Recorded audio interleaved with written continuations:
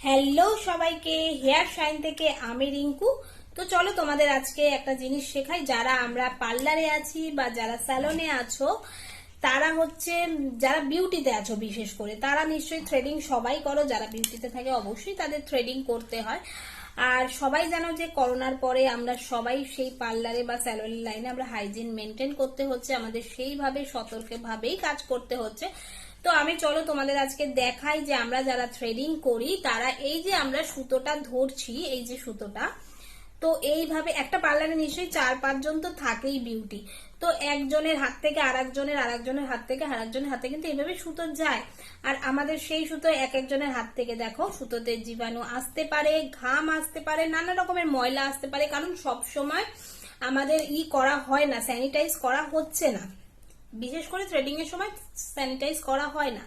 তো আমি বলবো যে দেখো, অবশ্যই তোমরা এই যে এইভাবে নিশ্চয়ই ধরো আর এইভাবে থ্রেডিংটা করো। তা অনেক ক্লায়েন্টের কিন্তু অনেক রকম স্কিনে প্রবলেম হতে পারে বা হয়ও, আমি দেখেছি আমার কাছে এরকম অনেক ক্লায়েন্ট এসছে যে তাদের সুতোতে তাদের অ্যালার্জি বা তাদের নানান রকমের গোটা গোটা অনেক কিছু উঠেছে, প্রবলেম হয়েছে অনেকের।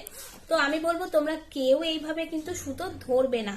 তোমরা কিভাবে ধরবে, তোমরা দেখো এই যে খাপের থেকে তোমরা সুতোটা বার করবে না, সুতোর একটা কোনা, এই যে একটা কোনা থেকে বার করে এই দেখো এরকম টানলেই কিন্তু অলরেডি এটা চলে আসছে। তো প্লিজ